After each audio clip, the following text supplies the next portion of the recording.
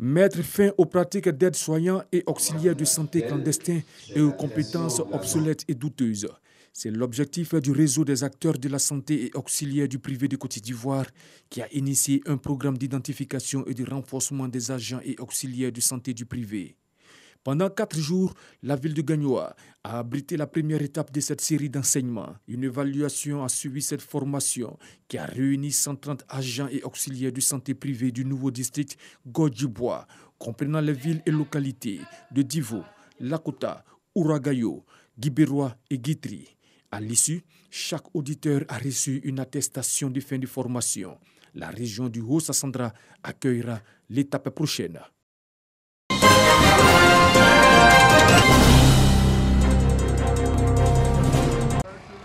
Korogo, 5h30 du matin.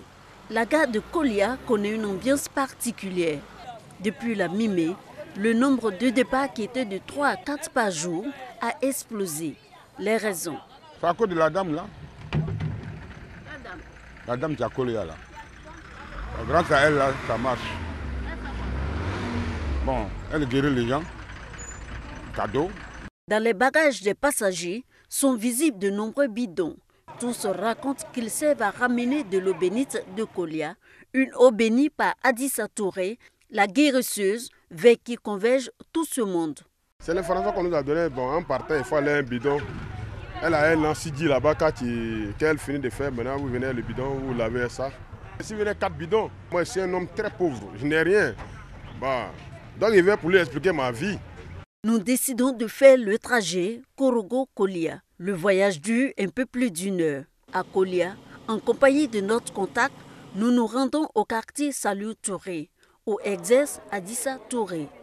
Devant sa concession, des milliers de personnes en quête de guérison. Elles sont venues de toutes les régions du pays et même de la sous-région. Chacune espère le miracle de cette cinquantenaire dont les mérites sont vantés.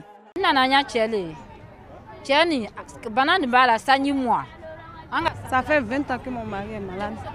Et on est allé à Boaké, à l'hôpital. Et on a fait des années là-bas. Il n'est pas guéri. On nous a parlé d'une dame qui guérit à Kolia ici. Donc on est venu. Alhamdoulilah, aujourd'hui il arrive à marcher. Adissa Touré soigne essentiellement avec de l'eau, quelquefois avec du beurre de karité et du miel. Selon ses disciples et ses admirateurs, elle soigne toutes sortes de maladies, malformations, folie, surdité, stérilité et même celles dites incurables. Elle le fait pendant les séances de guérison collective. Elle procède matin et soir à des séances d'exorcisme, d'imposition des mains et de prières pour chasser les esprits maléfiques.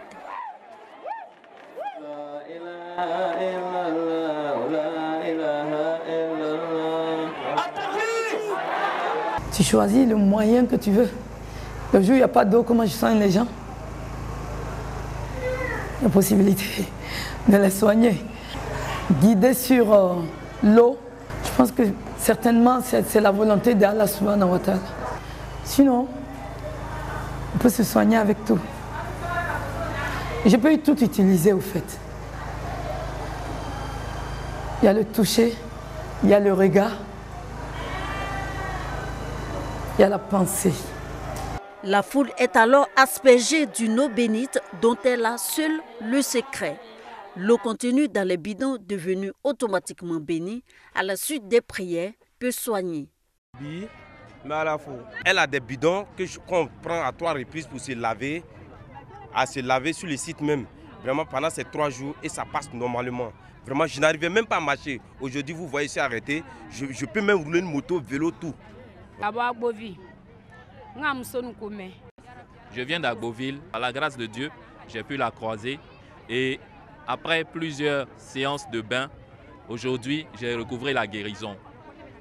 Pour Adissa, rien n'est impossible avec Allah qui l'a doté de ce don de guérison depuis son enfance. D'après ma mère, c'est depuis que je suis petite. Mais moi, en réalité, j'ai pris conscience il y a 5 ans en France. Une fois, avant de venir, j'ai acheté la sono. Je prenais ma voiture avec un seau d'eau que j'attachais en petits sachets. Je me promenais à Bobo, à Djamé, Yopougon, Trècheville. J'ai dit, venez prendre de l'eau, soignez-vous, ça va vous soigner, venez prendre. C'est comme ça que ça a commencé. Les soins de cette guérisseuse sont gratuits, mais chaque patient peut faire don d'une somme d'argent en fonction de ses moyens pour l'entretien du site. Ses ambitions pour coller à son village sont grandes.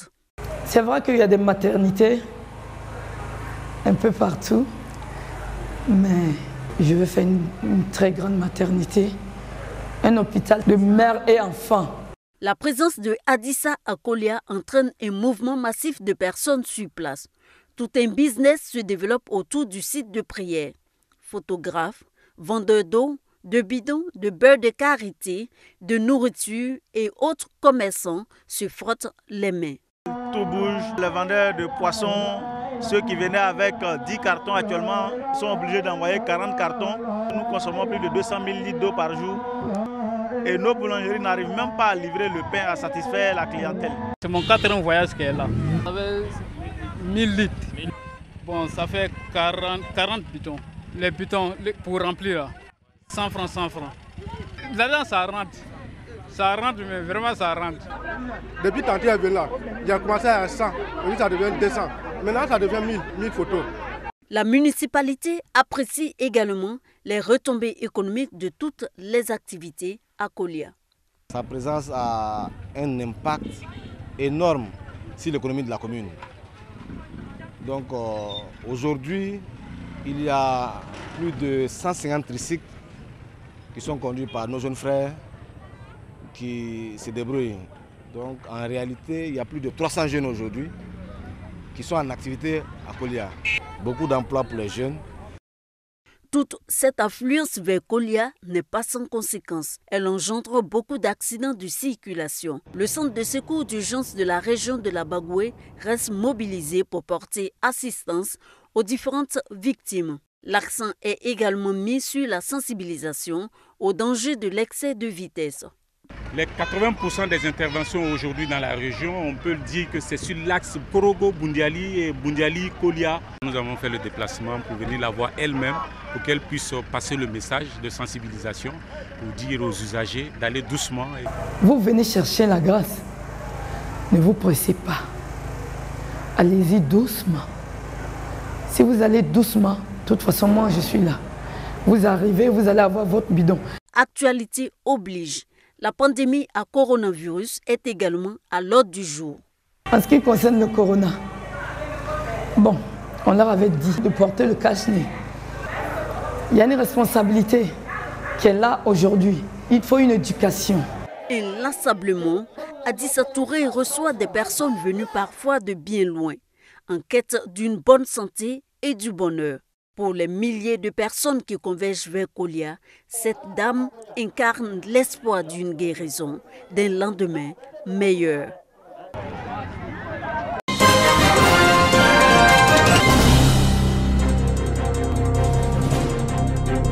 Mankono, chef-lieu de la région du Béry, foyer des jeunes archicombles. Ils sont venus de la commune et de la sous-préfecture de Mankono pour ressouder le tissu social fragilisé pendant les dernières élections électorales. Une rencontre qui vise donc à consolider les liens entre les filles et fils du Béry. L'initiative est du coordonnateur de jeunes du RHDP de la région du Béry, Mefa Dosso. Il est arrivé un moment donné de notre situation de jeunes que nous ne parlions pas, que nous ne causons pas, que nous ne saluons pas. Si les vertus du pardon et de la réconciliation permettent à un jeune de progresser, permettent à une ville d'acquérir ce qu'elle doit avoir en tant que ville, nous jeunes qui sommes les acteurs de cette ville-là, nous devons nous asseoir et se demander pardon. Les jeunes de la région du Béry ont été invités à s'approprier les valeurs de pardon et de paix. Nous sommes des frères, nous devons nous pardonner. Si on ne se pardonne pas, Allah ne va jamais nous pardonner nous-mêmes. Si on ne se réconcilie pas, Allah ne va jamais se réconcilier avec nous. Si on ne renforce pas nos liens de famille, Allah ne va jamais renforcer nos liens de famille. Ces jeunes ont pris l'engagement devant parents, imams et chefs coutumiers d'œuvrer pour le rayonnement de leur région. Quant aux hommes de Dieu, ils ont à travers des bénédictions invité l'ensemble des acteurs politiques à militer pour une jeunesse responsable, unie et apaisée.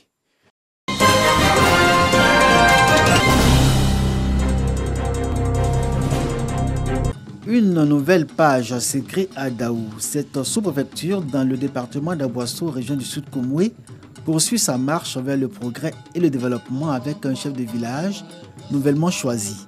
Son nom, Nanan Kwakoutoua. Son arrêté de nomination lui a été remis par le préfet de la région du Sud Komoué, préfet d'Aboisseau. Koulibaly Gando a invité les populations à respecter leur chef de village en sa qualité de représentant de toute la communauté d'Adaou auprès de l'administration. Pour des intérêts personnels, on se lève 1, 2, 3, on veut destituer le chef. Il faut que ce soit clair. Quand vous devez désigner votre chef, vous ne voyez pas le sous-préfet, vous ne voyez pas le préfet, il n'y a pas le président, les élus qui sont là ne sont pas là.